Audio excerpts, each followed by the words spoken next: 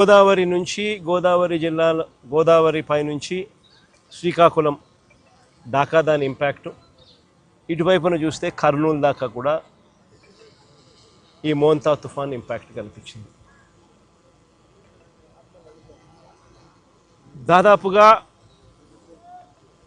ఈ 25 జిల్లాలలో రాష్ట్ర వ్యాప్తంగా దాదాపుగా 15 లక్షల ఎకరాలలో పంట నష్టం జరిగింది. నిజంగా ఎప్పుడు ఊహించని విధంగా ఈ తుఫాను వల్ల పంటలు నష్టపోయిన పరిస్థితులు చోటు చేసుకున్న పరిస్థితులు ఇవి. ఎందుకు ఈ పరిస్థితి వచ్చింది అని అంటే కారణం, వరి అన్నది అత్యధికంగా ఈ 15 లక్షల ఎకరాలలో దాదాపుగా 11 లక్షల ఎకరాల పంట నష్టం జరిగింది వరి పంటకి. ఈ వరి అన్నది కరెక్ట్గా గింజలు పాలు పోసుకునే పరిస్థితిలో ఉన్నప్పుడు జరిగిన దారుణమైన పరిస్థితి ఇది. తీవ్రమైన గాలులు, ఆ గాలులతో పాటు వచ్చిన వర్షాలు, నిజంగా ఎంత దారుణమైన పరిస్థితి అన్నది చెప్పడానికి ఒకసారి చూస్తే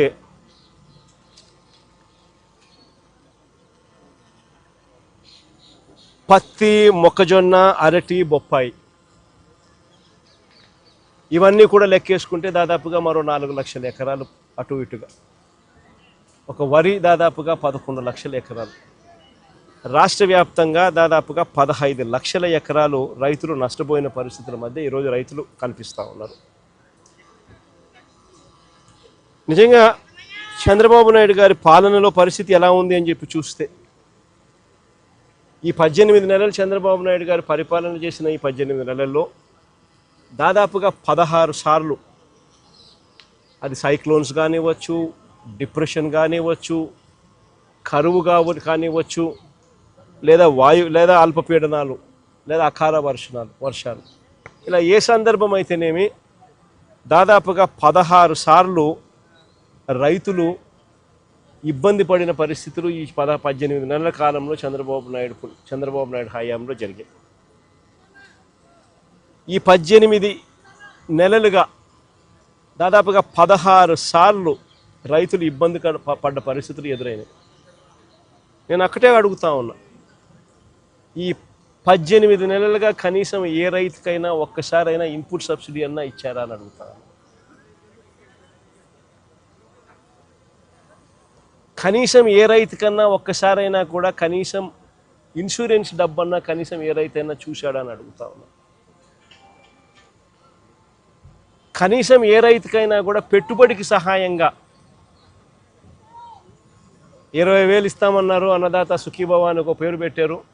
2 ఏళ్ళకి కలిపి 40,000 ఇచ్చింది ఎంత అని చూస్తే అరకొరగా 5,000. అంటే పూర్తిగా రైతును వెన్ను విడిచారు. 40,000 ఇవ్వాల్సిన చోట 5,000 ఇచ్చారు పెట్టుబడి సహాయం కింద. 2 ఏళ్ళకి కలిపి 20,000. ఇన్పుట్ సబ్సిడీ రూపాయి రాల. ఇన్ని కలామిటీస్ జరిగిన, ఇన్ని ఇబ్బందులు పడినా చివరికి ఉచిత పంటల బీమా ద్వారా రైతులకు ఉచితంగా ఇన్సూరెన్స్ అనేది వైఎస్ఆర్సీపీ ప్రభుత్వ హయాంలో ఏ రైతు ఇబ్బంది పడుకోకుండా, ఏ రైతుకు ఏ కష్టం వచ్చినా కూడా వెంటనే ఆ రైతుకు ఉచిత పంటల బీమా ద్వారా ఇన్సూరెన్స్ సొమ్ము వచ్చేది. అలాంటిది దాదాపుగా చెప్తా ఉన్నారు కథలు. 3.5 ఎకరాలు ఉంటే దాదాపుగా 70,000, 66,000 ఇన్సూరెన్స్ డబ్బులు గతంలో అందుకున్న పరిస్థితులు చెప్పుకుంటా ఉన్నారు, రైతులు గుర్తు చేసుకుంటా ఉన్నారు. అది కూడా ఈ పొద్దు రైతులకు రాకుండా పోయింది. చివరికి ఎరువులు కూడా బ్లాక్లో రైతులు కొనుక్కోవాల్సిన అధ్వానమైన పరిస్థితిలోకి ఈరోజు రైతు వెళ్ళిపోయారు. 263 రూపాయలకు దొరకాల్సిన ఎరువు యూరియా ఏకంగా 500 రూపాయలకు, 600 అన్నైతే 600 రూపాయలకు కూడా కొనుక్కున్నాడు అవసరాన్ని బట్టి. బ్లాక్లో విచ్చలవిడిగా అమ్ముతా ఉన్నారు. పంట అమ్ముదాము అని చెప్పి చూస్తే ఇన్ని నష్టాలకు ఊర్చి రైతు కష్టపడి పంట పండిస్తే పంట అమ్మాలని చూస్తే ఆ పంట గిట్టుబాటు ధరలు రాని పరిస్థితి. ఎంఎస్పి చూస్తే 1750, రైతు చేతికి వస్తుంది ఎంత అంటే కేవలం 1350 రూపాయలు. ప్రతి అడుగులోనూ కూడా రైతు నష్టపోతా ఉన్న పరిస్థితి ఈ చంద్రబాబు నాయుడు గారి ప్రభుత్వంలో మనం చూసాం. నేను అడుగుతా ఉన్నా, అదే ఒకసారి ఇంతకుముందు గతంలో వైఎస్ఆర్సీపీ ప్రభుత్వ హయాంలో ఈరోజు ప్రతి రైతు కూడా ఏ విషయాలు గుర్తు తెచ్చుకుంటా ఉన్నాడు. ఏ రోజు ఏ రైతు కూడా పంట నష్టం జరిగితే ఇబ్బంది పడే పరిస్థితి రావాల్సి వస్తుంది అని ఏ రోజు ఏ రైతు అధైర్యపడాల. గతంలో వైఎస్ఆర్సీపీ ప్రభుత్వ హయాంలో ప్రతి రైతుకు ఒక భరోసా ఉండేది. పంట గన నష్టం జరిగిందనంటే జగనన్న ఉన్నాడు, ఉచిత పంటల బీమా ఉంది, వెంటనే మాకు డబ్బులు వస్తాయి. పంట నష్టం జరిగినా కూడా అన్న తోడుగా ఉంటాడు, ఉచిత పంటల బీమా చేశాడు, మాకు ఆదుకుంటాడు అని చెప్పి ప్రతి రైతుకు ఒక భరోసా ఉండేది.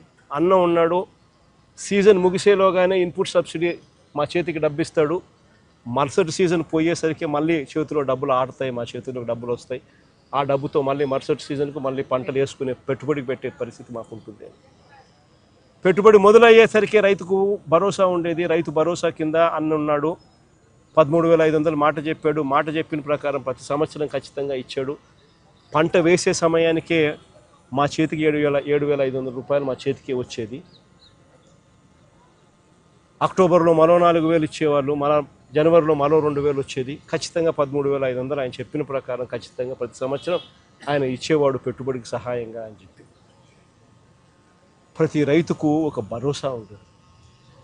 ఏ రైతుకైనా కూడా ఆర్బీకే అనేది చెయ్యి పట్టుకొని నడిపించే ఒక వ్యవస్థగా ఉంటుంది. ప్రతి రైతు కూడా తాను వేసిన పంటను ఈ క్రాప్ జరిగేది. ఆర్బీకే పరిధిలోనే అక్కడే అగ్రికల్చర్ అసిస్టెంట్ అక్కడే ఉండి అగ్రికల్చర్ గ్రాడ్యుయేట్ చదివినవాడు సచివాలయాలతో అనుసంధానమై వాలంటీర్లు చేయి పట్టుకొని నడిపిస్తూ ప్రతి రైతును కూడా తన పొలంలో తాను వేసిన పొలంలో తన రైతన్నను నిలబెట్టి ఫోటోలు తీసి జియో ట్యాగ్ చేసి ఈ క్రాప్ వ్యవస్థను ఈ క్రాప్ బుకింగ్ నమోదయ్యేది. ఆ బుకింగ్ నమోదు కావడంతో ఏ రైతుకైనా కూడా ఏ పంటకు ఎప్పుడు ఏ ఇబ్బంది వచ్చినా కూడా వెంటనే ఆ ఈ క్రాప్ నమోదైంది కాబట్టి రైతుకు వెంటనే ప్రభుత్వం తోడుగా నిలబడేది. ఆ ఆర్బీకే పరిధిలో ఏ రైతుకన్నా కూడా గిట్టుబాటు ధర రాని పరిస్థితి ఉన్నప్పుడు